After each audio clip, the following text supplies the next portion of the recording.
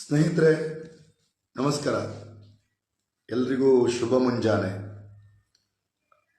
ಗೆಳೆಯರೆ, ನಾನು ಇವತ್ತು ಮಾತನಾಡುವಂಥ ವಿಷಯ ಕರ್ನಾಟಕದ ಮಣ್ಣಿನ ಮಗ ಅಂತ ಕರೆಸಿಕೊಳ್ಳುವ ದೇವೇಗೌಡರ ಗೌರವವನ್ನು ನಾವೆಲ್ಲರೂ ಕಾಪಾಡೋಣ, ಯೋಗ್ಯ ವ್ಯಕ್ತಿಗೆ ಮತದಾನವನ್ನು ಮಾಡೋಣ.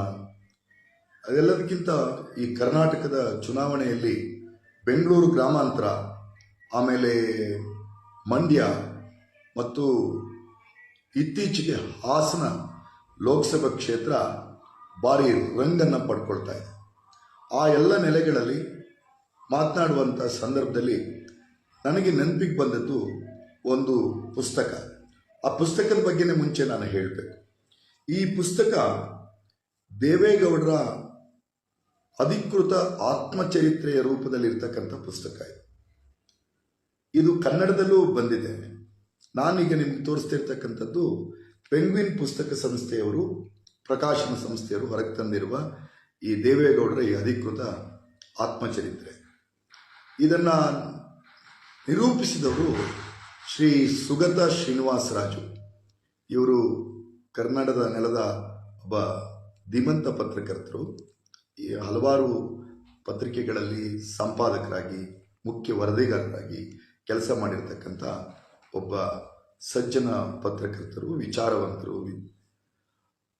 ಅವರು ಬರೆದಿರ್ತಕ್ಕಂಥ ಈ ಪುಸ್ತಕದ ಕೆಲವು ಪುಟಗಳನ್ನು ಗಮನಿಸಿ ಮಣ್ಣಿನ ಮಗ ಅಂತ ಕರೆಸಿಕೊಂಡಿರ್ತಕ್ಕಂಥ ದೇವೇಗೌಡರ ಬಗ್ಗೆ ಈ ಪುಸ್ತಕದ ವಿಚಾರಕ್ಕೆ ಹೋಗೋ ಮುಂಚೆ ಕೆಲವಷ್ಟು ಸಂಗತಿಗಳನ್ನು ನಾನು ಹೇಳಲೇಬೇಕು. ದೇವೇಗೌಡರು ಒಬ್ಬ ಛಲದಂಕಮಲ್ಲ. ಸತತ ಸೋಲುಗಳ ನಂತರೂ ಗೆಲುವನ್ನು ಕಾಣಲು ಪ್ರಯತ್ನ ಪಟ್ಟಂತಹ ಒಬ್ಬ ನೆಲಮೂಲದ ರಾಜಕಾರಣಿ. ಮತ್ತು ವಿಶೇಷವಾಗಿ ದೇವೇಗೌಡರು ಒಬ್ಬ ದಕ್ಷ ಆಡಳಿತಗಾರ. ಕರ್ನಾಟಕದ ವಿಧಾನಸಭೆ ಚರಿತ್ರೆಯಲ್ಲಿ ದೇವೇಗೌಡರು ವಿರೋಧ ಪಕ್ಷದ ನಾಯಕರಾಗಿ ಸಲ್ಲಿಸಿರ್ತಕ್ಕಂಥ ಸೇವೆ ಇದೆಯಲ್ಲ, ಅಥವಾ ಮಾಡಿರ್ತಕ್ಕಂಥ ಹೋರಾಟಗಳಿದಾವಲ್ಲ, ಅಥವಾ ಸದನದಲ್ಲಿ ಎತ್ತಿರುವ ಪ್ರಶ್ನೆಗಳಿದಾವಲ್ಲ, ಅದು ಒಂದು ಚಾರಿತ್ರಿಕ ದಾಖಲೆ ಅನ್ನುವಂಥದ್ದನ್ನು ತುಂಬ ಹಿರಿಯರು ಅದನ್ನು ದಾಖಲಿಸ್ತಾರೆ. ಮತ್ತು ಈ ನಡುವೆ ದೇವೇಗೌಡರು ಒಬ್ಬ ಗ್ರಾಮ ಪಂಚಾಯಿತಿ ಮಟ್ಟದ ರಾಜಕಾರಣದಿಂದ ಹಿಡಿದು ದೇಶದ ಪ್ರಧಾನಮಂತ್ರಿಯ ಸ್ಥಾನದವರೆಗೆ ಹೋಗಿರತಕ್ಕಂಥ ದೇಶದ ವಿರಳಾತಿ ವಿರಳ ರಾಜಕಾರಣಿ ಅಂದರೆ ಅದು ಶ್ರೀ ಎಚ್ ಡಿ ದೇವೇಗೌಡರು. ಆ ಕಾರಣಕ್ಕಾಗಿ ಕರ್ನಾಟಕದ ಮಟ್ಟಿಗೆ ದೇವೇಗೌಡರು ಒಂದು ಥರದಲ್ಲಿ ನಮ್ಮೆಲ್ಲರ ಹೆಮ್ಮೆ ಅಂತಲೇ ನಾವು ಹೇಳ್ಬೋದು, ನಮ್ಮೆಲ್ಲರ ಹೆಮ್ಮೆ ಅಂತಲೇ ಹೇಳ್ಬೋದು. ಹಾಗಾದ್ರಿಂದ ನಮ್ಮೆಲ್ಲರ ಹೆಮ್ಮೆ ಅನ್ನುವಂಥದ್ದನ್ನೇ ನಾವೆಲ್ಲರೂ ಖಂಡಿತವಾಗಿ ಹೇಳ್ಬೋದು. ಇಲ್ಲಿ ವಿಶೇಷವಾಗಿ ಗಮನಿಸಬೇಕಾಗಿರ್ತಕ್ಕಂಥ ಸಂಗತಿ ಏನು ಅಂತಂದರೆ, ಹಿಂದಿನ ವಿಶೇಷವಾದ ಸಂಗತಿಯನ್ನು ಗಮನಿಸಬೇಕಾದ ಸಂಗತಿ ಏನು ಅಂತಂದರೆ ದೇವೇಗೌಡರು ರಾಜಕಾರಣದಲ್ಲಿ ಅಧಿಕಾರಕ್ಕೆ ನಾನು ಅಂಟಿಕೊಳ್ಳುವ ವ್ಯಕ್ತಿ ಅಲ್ಲ ಅನ್ನುವಂಥದ್ದು ಹಲವಾರು ಸಾರಿ ಹೇಳ್ತಾರೆ. ಆದರೆ ಅಧಿಕಾರಕ್ಕಾಗಿ ಅಂಟಿಕೊಳ್ತಕ್ಕಂಥ ವ್ಯಕ್ತಿ ಅನ್ನೋದು ಎಲ್ಲರೂ ಸಹಿತ ನಂಬಬೇಕಾದಂಥದ್ದೇ. ಮತ್ತು ಒಂದು ಸಂದರ್ಭಾನುಸಾರ ಅಧಿಕಾರವನ್ನು ಗಳಿಸ್ಕೊಳ್ಳೋದ್ರಲ್ಲಿ ದೇವೇಗೌಡರು ನಿಷ್ಣಾತರು. ದೇವೇಗೌಡರ ಮತ್ತು ರಾಮಕೃಷ್ಣ ಹೆಗಡೆಯವರ ಜಗಳ, ದೇವೇಗೌಡರಿಗೂ ಮತ್ತು ಎಸ್ ಬಂಗಾರಪ್ಪನವರಿಗೆ ಬಂದಿರತಕ್ಕಂಥ ಭಿನ್ನಾಭಿಪ್ರಾಯಗಳು, ಅವನ್ನೆಲ್ಲ ನಾನು ಈಗ ಚರ್ಚೆ ಮಾಡೋಕ್ಕೆ ಹೋಗಲ್ಲ. 1983ರಲ್ಲಿ ಬಂದಿರತಕ್ಕಂಥ ಜನತಾ ಪರಿವಾರದ ಸರ್ಕಾರ, ತದನಂತರ ರಾಮಕೃಷ್ಣ ಹೆಗಡೆಯವರು ರಾಜೀನಾಮೆ ಕೊಟ್ಟು ನಂತರ ಚುನಾವಣೆಗೆ ಹೋಗಿ 85ರಲ್ಲಿ ಮತ್ತೆ ಅಧಿಕಾರಕ್ಕೆ ಬಂದದ್ದು. 89ನೇ ಇಸ್ವಿಯಲ್ಲಿ ಮತ್ತೆ ದೇವೇಗೌಡರು ಮತ್ತು ರಾಮಕೃಷ್ಣ ಹೆಗಡೆ ಎನ್ನುವ 2 ಶಕ್ತಿ ಕೇಂದ್ರಗಳು ನಿರ್ಮಾಣ ಆಗೋದು. ಆ 2 ಶಕ್ತಿ ಕೇಂದ್ರಗಳ ನಿರ್ಮಾಣದ ನಂತರ ಕರ್ನಾಟಕದಲ್ಲಿ ಜನತಾ ಪರಿವಾರ ಅವಸಾನಕ್ಕೆ ಹೋದದ್ದು. 89ನೇ ಇಸ್ವಿಯಲ್ಲಿ ದೇವೇಗೌಡರು ತಾವು ಸ್ಪರ್ಧಿಸಿದ 2 ವಿಧಾನಸಭಾ ಕ್ಷೇತ್ರಗಳಲ್ಲಿ ಹೀನಾಯವಾಗಿ ಸೋಲನ್ನು ಒಪ್ಪಿದ್ದು. 89ರಲ್ಲಿ ಮತ್ತೆ ಕರ್ನಾಟಕದಲ್ಲಿ ಕಾಂಗ್ರೆಸ್ ಸರ್ಕಾರ ಬಂದಿತ್ತು. ಇವೆಲ್ಲ ಒಂದು ಇತಿಹಾಸ. ತದನಂತರ ಮತ್ತೆ ಇಡೀ ಜನತಾ ಪರಿವಾರ ಎಲ್ಲವೂ ಒಟ್ಟಾಗಿ ಜನತಾದಳ ಎನ್ನುವ ಹೊಸ ಹೆಸರಿನೊಂದಿಗೆ ಬೋಫರ್ಸ್ ಹಗರಣದ ಬೆನ್ನೇರಿ ಬಂದಂತಹ ಒಂದು ಭ್ರಷ್ಟಾಚಾರದ ವಿರುದ್ಧದ ನಾಯಕತ್ವ ಅಂತ ಗುರುತಿಸಿಕೊಂಡಂಥ VP ಸಿಂಗ್ ಅವರ ನೇತೃತ್ವ, ಚಂದ್ರಶೇಖರ್ ಅವರ ಸಹಭಾಗಿತ್ವ, ಇವುಗಳ ಮುಖೇನ ದೇಶದಲ್ಲಿ ಒಂದು ಹೊಸ ಭರವಸೆಯನ್ನು ಜನತಾ ದಳ ಮೂಡಿಸಿತು. ಕರ್ನಾಟಕದಲ್ಲೂ ಸಹಿತ ಜನತಾದಳ ಒಂದು ಹೊಸ ಶಕೆಯನ್ನೇ ಪ್ರಾರಂಭ ಮಾಡಿತು. ಸಹಜವಾಗಿ ದೇವೇಗೌಡರನ್ನ ಒಂಥರ ನೇರ ಘೋಷಣೆ ಅಲ್ಲದೆ ಇದ್ರೂ ಸಹಿತ ಅಘೋಷಿತವಾಗಿ ಒಂಥರ ದೇವೇಗೌಡರೇ 94ರಲ್ಲಿ ಜನತಾದಳದ ಮುಖ್ಯಮಂತ್ರಿ ಅಭ್ಯರ್ಥಿ ಅಂತ ಆದದ್ದು. ಅದಕ್ಕಿಂತ ಪೂರ್ವಕವಾಗಿ ಒಂದು ಘಟನೆಯನ್ನು ಹೇಳಬೇಕು. ದೇವೇಗೌಡರು ಏನಾದರೂ ರಾಜಕೀಯದ ಒಂದು ದೊಡ್ಡ ಚಿಮ್ಮು ಹಲಗೆಯನ್ನು ಗಮನಿಸ್ಬೋದಾದರೆ ಅವ್ರ ಬದುಕಿನಲ್ಲಿ ಅವರಷ್ಟು ಸುಲಭಕ್ಕೆ ಎಲ್ಲೂ ಉಲ್ಲೇಖ ಮಾಡೋದಿಲ್ಲ. ಒಕ್ಕಲಿಗರ ಕುಲಗುರುವಿನಂತಿದ್ದಂತಹ ಶ್ರೀ ಶ್ರೀ ಶ್ರೀ ಜಗದ್ಗುರು ಬಾಲಗಂಗಾಧರನಾಥ ಸ್ವಾಮಿಗಳು ಅಂಬರೀಷ್ ಅವ್ರನ್ನ ಮತ್ತು ದೇವೇಗೌಡರನ್ನ ಒಟ್ಟು ಮಾಡಿ ಕರ್ನಾಟಕದ ಮಣ್ಣಿನ ಮಕ್ಕಳ ಒಂದು ಭಾರಿ ದೊಡ್ಡ ಸಮಾವೇಶವನ್ನು ಮಾಡಿ ಒಕ್ಕಲಿಗರೊಳಗೆ ಒಂದು ದೊಡ್ಡ ರಾಜಕೀಯ ಅಸ್ಮಿತೆಯನ್ನು ಪ್ರಜ್ಞೆಯನ್ನು ಮೂಡಿಸಲಿಕ್ಕೆ ಕಾರಣವಾಗಿ ಒಕ್ಕಲಿಗರಿಗೆ ನಮ್ಮ ಅದ್ವಿತೀಯ ನಾಯಕರು ದೇವೇಗೌಡರು ಅನ್ನುವ ರೀತಿಯ ಒಂದು ಚಿತ್ರಣವನ್ನು ಕೊಡಲಿಕ್ಕೆ ಈಗ ಸ್ವರ್ಗಸ್ಥರಾಗಿರುವ ಆದಿಚುಂಚನಗಿರಿಯ ಪೀಠದ ಶ್ರೀ ಶ್ರೀ ಬಾಲಗಂಗಾಧರ ಸ್ವಾಮೀಜಿಗಳು ಕಾರಣ ಅನ್ನೋದು ಕರ್ನಾಟಕದ ರಾಜಕೀಯ ಚರಿತ್ರೆ ಸ್ಪಷ್ಟವಾಗಿ ಹೇಳುತ್ತೆ. ಯಾಕಿದನ್ನೆಲ್ಲ ಪೀಠಿಕೆಯಾಗಿ ಹೇಳ್ತೇನೆ ಅಂದರೆ ಆ ರೀತಿಯಾಗಿ ದೇವೇಗೌಡರ ಪರ ನಿಂತವರಿಗೆ ಸಿಕ್ಕ ಉಡುಗೊರೆಗಳು ಏನು ಅನ್ನೋದನ್ನು ಸಹಿತ ಈ ಸಂದರ್ಭದಲ್ಲಿ ಹೇಳಬೇಕು. ಈ ರೀತಿ ಒಕ್ಕಲಿಗ ಸಮುದಾಯದ ಒಂದು ಅನಭಿಷಕ್ತ ನಾಯಕ ಅನ್ನುವ ರೀತಿಯಲ್ಲಿ ಬಿಂಬಿತವಾದಂತಹ ದೇವೇಗೌಡರು 94ರಲ್ಲಿ ಜನತಾದಳಕ್ಕೆ ಅತಿ ಹೆಚ್ಚು ಸ್ಥಾನಗಳು ಬಂದಾಗ ಅವರು ಮುಖ್ಯಮಂತ್ರಿ ಆಗಿದ್ದು ಏನಷ್ಟು ಸುಲಭ ಇರಲಿಲ್ಲ.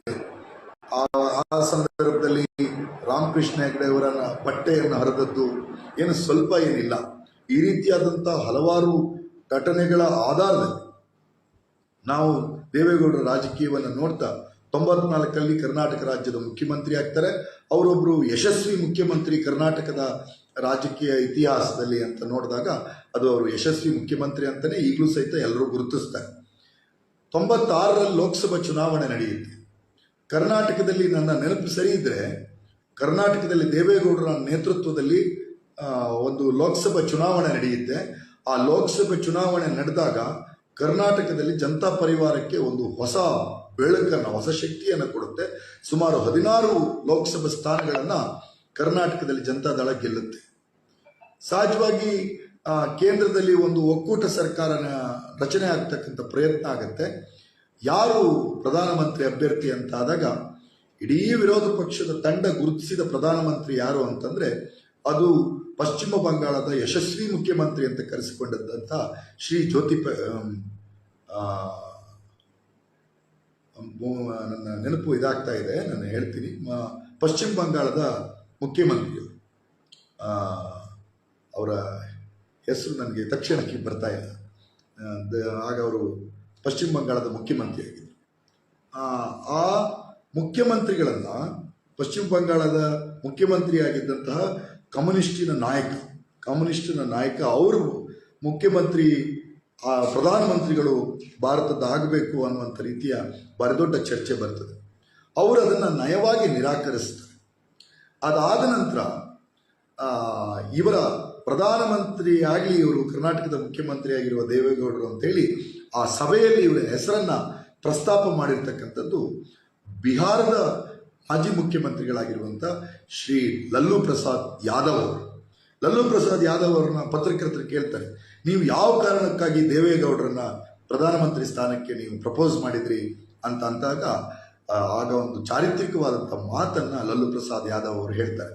ಅದೇನು ಅಂತಂದರೆ, ದೇವೇಗೌಡರಂತಹ ಹಳ್ಳಿಯ ಸೊಗಡಿನಿಂದ ಬಂದಂತಹ ರಾಜಕಾರಣಿ, ರೈತರ ಕಷ್ಟವನ್ನು ಬಲ್ಲಂತಹ ರಾಜಕಾರಣಿ ಭಾರತದ ರಾಜಕಾರಣದ ಮುನ್ನೆಲೆಗೆ ಬರಬೇಕು ಅನ್ನುವಂಥ ಕಾರಣಕ್ಕಾಗಿ ನಾನು ಅವರ ಹೆಸರನ್ನು ನಾನು ಪ್ರಪೋಸ್ ಮಾಡಿದೆ ಅನ್ನುವಂಥ ಮಾತನ್ನು ನಮ್ಮ ಲಲ್ಲೂ ಪ್ರಸಾದ್ ಯಾದವ್ ಅವರು ಹೇಳ್ತಾರೆ.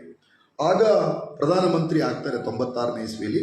ಅದೊಂದು ದೊಡ್ಡ ಚಾರಿತ್ರಿಕ ಘಟನೆ. ಕರ್ನಾಟಕದ ಮಟ್ಟಿಗೆ ಈಗಲೂ ಅದೊಂಥರ ಹೆಮ್ಮೆಯ ಕ್ಷಣಗಳು. ಕರ್ನಾಟಕದಿಂದ ಮೊದಲ ಪ್ರಧಾನಮಂತ್ರಿಯಾಗಿ ದೇವೇಗೌಡರು ಈ ರಾಷ್ಟ್ರದ ರಾಜಕಾರಣದಲ್ಲಿ ಸೇವೆಗೆ ಹೋಗ್ತಾರೆ. ಆಗ ಇವರಂತೂ ದೇವೇಗೌಡರು ಭಾರತದ ಸೆಕ್ಯುಲರ್ ರಾಜಕಾರಣಕ್ಕೆ ಒಂದು ದೊಡ್ಡ ಐಕಾನ್.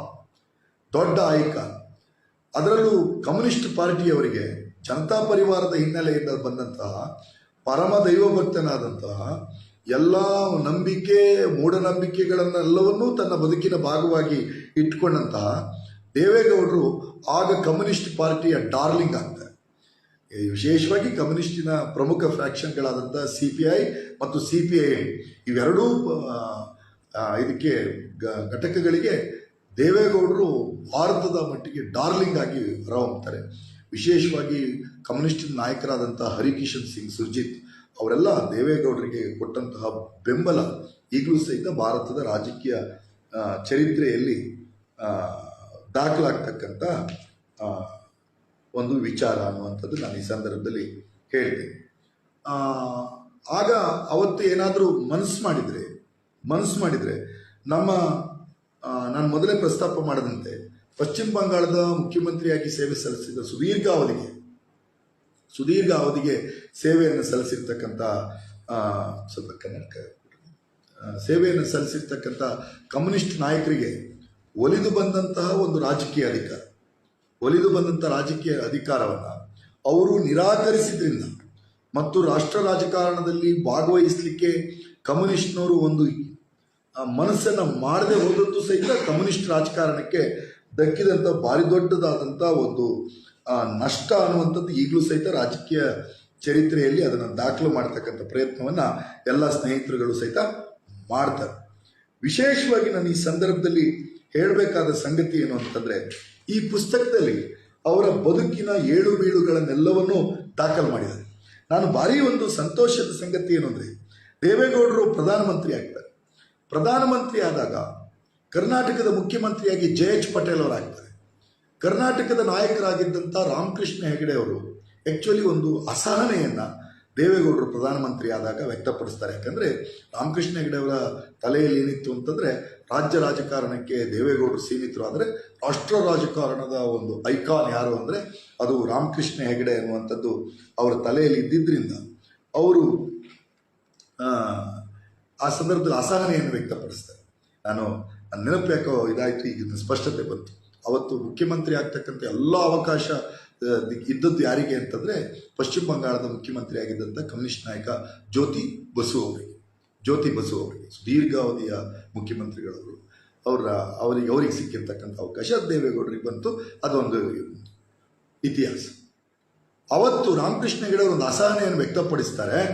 ದೇವೇಗೌಡರು ಅದನ್ನು ಕೂತು ಚರ್ಚೆ ಮಾಡಿ ಅದನ್ನು ಪರಿಹರಿಸುವ ಬದಲು ಆಗಿನ ಜನತಾದಳದ ಅಧ್ಯಕ್ಷರಾದಂಥ ಲಲ್ಲೂ ಪ್ರಸಾದ್ ಯಾದವ್ ಅವರ ಮುಖೇನ ಕರ್ನಾಟಕದ ಇವರ ಜೊತೆಗಾರನಾಗಿದ್ದಂಥ ನಾಯಕ ರಾಮಕೃಷ್ಣ ಹೆಗಡೆ ಅವರನ್ನ ಪಕ್ಷದಿಂದ ಉಚ್ಚಾಟನೆಯನ್ನು ಮಾಡ್ತಾರೆ. ರಾಮಕೃಷ್ಣ ಹೆಗಡೆ ಅವರಿಗೆ ಉಚ್ಚಾಟನೆ ಆಗುತ್ತೆ. ನೆನ್ಪಿಡಿ, ಇವರು ಕರ್ನಾಟಕದ ರಾಜಕಾರಣದ ಮುಖ್ಯ ನೆಲೆಗೆ ಬಂದು ಇವರು ಅನಿವಾರ್ಯ ಮುಖ್ಯಮಂತ್ರಿ ಅಭ್ಯರ್ಥಿ ಅಂತ ಜನತಾ ಪರಿವಾರದಲ್ಲಿ ಘೋಷಣೆ ಆಗಿದ್ರೆ, ಅದಕ್ಕೆ ಆದಿಚುಂಚನಗಿರಿ ಶ್ರೀ ಮಠದ ಶ್ರೀ ಶ್ರೀ ಶ್ರೀ ಬಾಲಗಂಗಾಧರನಾಥ ಮಹಾಸ್ವಾಮಿಗಳು ಕಾರಣ. ರಾಜಕೀಯ ಚರಿತ್ರೆಯನ್ನು, ಕರ್ನಾಟಕದ ಒಂದು ಸಾಂಸ್ಕೃತಿಕ ಚರಿತ್ರೆಯನ್ನು ಗಮನಿಸಿದಾಗ ಆದಿಚುಂಚನಗಿರಿ ಶ್ರೀಮಠಕ್ಕೆ ತನ್ನದೇ ಆದಂಥ ಒಂದು ಭಾರಿ ದೊಡ್ಡದಾದಂಥ ಸ್ಥಾನ ಇದೆ. ಅದು ವಿದ್ಯಾಕ್ಷೇತ್ರ, ಆರೋಗ್ಯ ಕ್ಷೇತ್ರ, ಸೇವಾ ಕ್ಷೇತ್ರ, ಪರಿಸರ ಕ್ಷೇತ್ರಗಳಲ್ಲಿ ಆದಿಚುಂಚನಗಿರಿ ಸ್ವಾಮೀಜಿಗಳಾದಂತಹ ಪೂರ್ವಸೂರಿಗಳಾದಂಥ ಶ್ರೀ ಶ್ರೀ ಶ್ರೀ ಬಾಲಗಂಗಾಧರನಾಥ ಮಹಾಸ್ವಾಮಿಗಳು ಮಾಡಿರ್ತಕ್ಕಂಥ ಕೆಲಸ ಭಾರಿ ದೊಡ್ಡದು. ದೇವೇಗೌಡರಿಗೂ ಬಾಲಗಂಗಾಧರ ಸ್ವಾಮೀಜಿಗಳಿಗೂ ಅದು ಯಾವ ಕಾರಣಕ್ಕಾಗಿ ಭಿನ್ನಾಭಿಪ್ರಾಯ ಬೆಳೀತಾ ಗೊತ್ತಿಲ್ಲ. ದೇವೇಗೌಡರು ಕರ್ನಾಟಕದ ಒಕ್ಕಲಿಗರ ಅಸ್ಮಿತೆಯ ಭಾಗವಾಗಿದ್ದಂತಹ ಆದಿಚುಂಚನಗಿರಿ ಪೀಠಕ್ಕೆ ಪರ್ಯಾಯ ಪೀಠವನ್ನು ಕಟ್ಟಿ ಹೊಸ ಸ್ವಾಮೀಜಿಗಳನ್ನು ನೇಮಕ ಮಾಡಿ ಜನತಾ ಪರಿವಾರದಲ್ಲಿ ಇವರು ಮಾಡಿದ ರಾಜಕಾರಣವನ್ನು ಒಕ್ಕಲಿಗರ ಮಠದ ವಿಷಯದಲ್ಲೂ ಅದೇ ರೀತಿಯಾಗಿ ನಡೆದುಕೊಂಡರು ಅನ್ನೋದು ಕರ್ನಾಟಕದ ಚರಿತ್ರೆ ಹೇಳುತ್ತದೆ. ಇನ್ನಿಲ್ಲದ ಮುಜುಗರವನ್ನು ದೇವೇಗೌಡರು ಶ್ರೀ ಶ್ರೀ ಬಾಲಗಂಗಾಧರ ಸ್ವಾಮೀಜಿಗಳಿಗೆ ಮಾಡ್ತಾರೆ. ಅದೆಲ್ಲರಿಗೂ ಗೊತ್ತಿರುವಂತಿದೆ. ರಾಮಕೃಷ್ಣ ಹೆಗಡೆ ಅವರು ಹೊರಗಾಗ್ತಾರೆ, ಒಕ್ಕಲಿಗರಿಗೆ ಪರ್ಯಾಯವಾದ ಪೀಠವನ್ನು ಕಟ್ತಾರೆ. ಆದರೂ ಸಹಿತ ಒಕ್ಕಲಿಗ ಜನಾಂಗದಲ್ಲಿ ದೇವೇಗೌಡರ ಬಗ್ಗೆ ಇದ್ದಂಥ ಗೌರವ ಕಡಿಮೆ ಆಗಲಿಲ್ಲ. ಅದಾದ ನಂತರ ದೇವೇಗೌಡರು ದೇಶದ ಪ್ರಧಾನಿ ಆಗ್ತಾರೆ. ಕಾಶ್ಮೀರದ ಸಮಸ್ಯೆ ಬಗೆಹರಿಸಲಿಕ್ಕೆ ವಿಶೇಷವಾಗಿ ಈಶಾನ್ಯ ರಾಜ್ಯಗಳ ಬಗ್ಗೆ ಅವರು ಅಲ್ಲಿಯ ಸಮಸ್ಯೆಗಳನ್ನು ಮೂಲಸೌಕರ್ಯಗಳನ್ನು ಒದಗಿಸುವ ನಿಟ್ಟಿನಲ್ಲಿ ಅವರು ಕೈಗೊಂಡಂಥ ಕ್ರಮಗಳು ಚಾರಿತ್ರಿಕವಾದ ಕ್ರಮ. ಮತ್ತು ಕರ್ನಾಟಕದ ಮಟ್ಟಿಗೆ ಒಂದು ವಿಶೇಷವಾದ ಸಂಗತಿಯನ್ನು ಹೇಳಬೇಕು. ಪಂಜಾಬಿನ ರೈತರು ಅಲ್ಲಿರ್ತಕ್ಕಂಥ ಒಂದು ಭತ್ತದ ತಳಿಗೆ ದೇವೇಗೌಡರ ಹೆಸರಿಟ್ಟಿದ್ದಾರೆ. ಕರ್ನಾಟಕಕ್ಕೆ ಭಾರಿ ದೊಡ್ಡ ಗೌರವ. ಉತ್ತರ ಪ್ರದೇಶದಲ್ಲಿ ಈಗಲೂ ಸಹಿತ ದೇವೇಗೌಡರು ಆಗಿನ ಕಬ್ಬು ಬೆಳೆಗಾರರ ಸಮಸ್ಯೆಗಳನ್ನು ಬಗೆಹರಿಸಲಿಕ್ಕೆ ಒಬ್ಬ ಪ್ರಧಾನಮಂತ್ರಿಯಾಗಿ ತೆಗೆದುಕೊಂಡಂತಹ ಎಲ್ಲ ಕ್ರಮಗಳನ್ನು ಈಗಲೂ ಸಹಿತ ಅಲ್ಲಿಯ ಕಬ್ಬು ಬೆಳೆಗಾರರು ವಿಶೇಷವಾಗಿ ನೆನಪಿಸ್ಕೋತಾರಂತೆ. ಮತ್ತೆ ರಾಜಕಾರಣದಲ್ಲಿ ಅವರು ಪ್ರಧಾನಮಂತ್ರಿ ಸ್ಥಾನ ಹೋಯಿತು. ಯಾಕೆ ಹೋಯಿತು ಅಂತಂದರೆ ಚಾರಿತ್ರಿಕ ಘಟನೆ. ಸೀತಾರಾಮ್ ಕೇಸರಿ, ಆಗಿನ ಕಾಂಗ್ರೆಸ್ ಅಧ್ಯಕ್ಷರಾದಂಥ ಸೀತಾರಾಮ್ ಕೇಸರಿ ಅವರನ್ನೇ ಯಾವುದೋ ಒಂದು ಪ್ರಕರಣದಲ್ಲಿ ಸಿಲುಕಿಸಿ ಅವರನ್ನೇ ಜೈಲಿಗಟ್ಟುವ ಪ್ರಯತ್ನವನ್ನು ಮಾಡಿದರು. ಲಲ್ಲು ಪ್ರಸಾದ್ ಯಾದವ್ ಅವರ ಮೇಲೆ ಇವರು ಮತ್ತೆ ಹಾಗೆ ತನವನ್ನು ತೋರಿಸ್ಲಿಕ್ಕೆ ಪ್ರಾರಂಭ ಮಾಡಿದರು. ಲಲ್ಲು ಪ್ರಸಾದ್ ಅವರು ಅವಾಗ ಒಂದು ಮಾತು ಹೇಳ್ತಾರೆ, ಅದು ನನ್ನ ಮಾತಲ್ಲ, ಅವ್ರು ಹೇಳ್ತಾರೆ ವಿಷಪೂರಿತ ಸರ್ಪ ಇವರು ಅಂತ ಹೇಳ್ತಾರೆ. ಅದು ಲಲ್ಲು ಪ್ರಸಾದ್ ಯಾದವ್ ಅವರ ಮಾತು. ಅವ್ರಿಗೆ ಏನು ನೋವು ಮಾಡಿದ್ರು, ಅವರ ರಾಜಕಾರಣಕ್ಕೆ ಏನು ಮಗ್ಗಲು ಮುಳ್ಳಾಗುವ ಪ್ರಯತ್ನ ಮಾಡಿದ್ರು ನನಗೆ ಗೊತ್ತಿಲ್ಲ. ಅಂತೂ ಆ ಹೇಳಿಕೆಗಳು ದಾಖಲಾಗ್ತವೆ. 96ರಲ್ಲಿ ಪ್ರಧಾನಿ ಆಗ್ತಾರೆ. ಒಂದೂವರೆ ವರ್ಷಗಳೊಳಗೆ ದೇವೇಗೌಡರು ಕಾಂಗ್ರೆಸ್ ತನ್ನ ಬೆಂಬಲವನ್ನು ಹಿಂಪಡೆದಿದ್ದರಿಂದ, ಪ್ರಧಾನಮಂತ್ರಿ ಆಗಿದ್ದೂ ಕಾಂಗ್ರೆಸ್ ಬೆಂಬಲದಿಂದ. ಇದು ನೆನಪಿರಬೇಕು. ದೇವೇಗೌಡರು ಪ್ರಧಾನಮಂತ್ರಿ ಆಗಿದ್ದೂ ಸಹಿತ ಕಾಂಗ್ರೆಸ್ಸಿನ ಬೆಂಬಲದಿಂದ. ಬಿಜೆಪಿಯನ್ನು ಅಧಿಕಾರದಿಂದ ಹೊರಗಿಡಬೇಕು ಅನ್ನುವಂತಹ ಕಾಂಗ್ರೆಸ್ಸಿನವರ ಮಹದಾಸೆಯ ಕಾರಣಕ್ಕಾಗಿ ದೇವೇಗೌಡರನ್ನ ದೇಶದ ಪ್ರಧಾನಮಂತ್ರಿಯಾಗಿ ಮಾಡಿರ್ತಕ್ಕಂಥ ಕೀರ್ತಿ ಇರೋದು ಭಾರತ ರಾಷ್ಟ್ರೀಯ ಕಾಂಗ್ರೆಸ್ಗೆ. ಅದಾದ ನಂತರ ಸೀತಾರಾಮ್ ಕೇಸರಿಗೂ ಇವರಿಗೂ ಭಿನ್ನಾಭಿಪ್ರಾಯ ಬರುತ್ತೆ. ಅವರನ್ನೇ ಗಂಭೀರವಾದಂಥ ಒಂದು ಪ್ರಕರಣಗಳಲ್ಲಿ ಆರೋಪಿಯಾಗಿಸುವ ಪ್ರಯತ್ನ ಆಗುತ್ತೆ. ಅವ್ರ ಮೇಲೆ CBI ತನಿಖೆಗೆ ಇವರೇ ಸೂಚನೆಯನ್ನು ಕೊಡ್ತಾರೆ. ಇವೆಲ್ಲ ಒಂದು ಚಾರಿತ್ರಿಕ ಇತಿಹಾಸ. ಅವತ್ತು ಪ್ರಧಾನಮಂತ್ರಿ ಸ್ಥಾನವನ್ನು ಇಳಿದು ಬರ್ತಾರೆ. ಇಳಿದು ಬಂದ ಮೇಲೆ ದೇಶದ ರಾಜಕಾರಣದಲ್ಲಿ ವಾಜಪೇಯಿ ಅವರೆಲ್ಲ ರಾಜಕಾರಣದ ಮುನ್ನೆಲೆಗೆ ಬರ್ತಾರೆ. ಇವರು ಇಳಿದ ಮೇಲೆ ಮತ್ತೆ ಜನತಾ ಪರಿವಾರದವರೇ ಪ್ರಧಾನಮಂತ್ರಿಗಳು ಬೇರೆ ಬೇರೆ ಫ್ರಾಕ್ಷನ್ಗಳಾಗಿ ಆದದ್ದು ಎಲ್ಲ ಇತಿಹಾಸ. ಆದರೆ ನಂತರ BJP ಭಾರಿ ದೊಡ್ಡ ಮುಖ್ಯ ನೆಲೆಗೆ ಬರ್ತದೆ.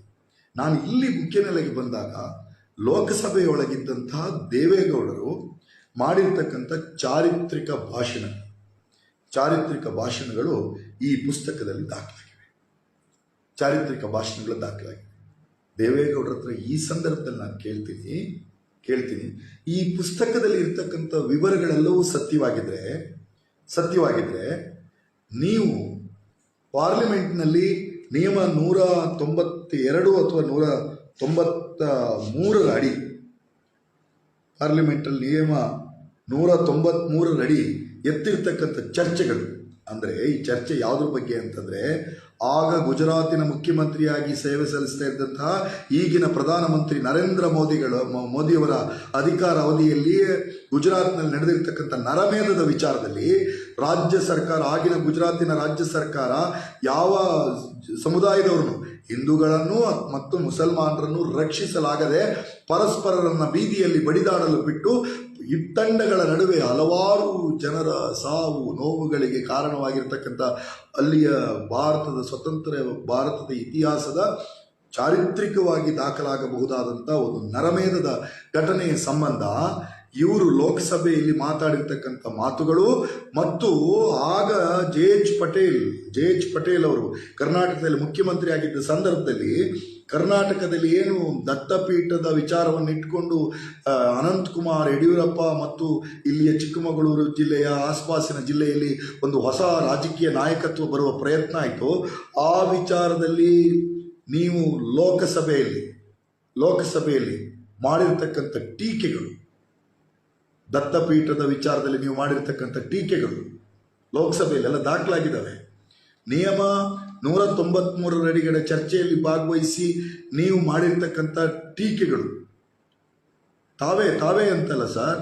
ನೀವು ಆಗಿನ ಪ್ರಧಾನಮಂತ್ರಿ ಅಟಲ್ ಬಿಹಾರಿ ವಾಜಪೇಯಿ ಅವರಿಗೆ ಪತ್ರವನ್ನು ಬರೆದು ನರೇಂದ್ರ ಮೋದಿ ಅವರಿಗೆ ರಾಜಧರ್ಮವನ್ನು ಕಾಪಾಡಿಕೊಳ್ಳಿ ಅಂತ ಸೂಚನೆ ಕೊಟ್ಟವರು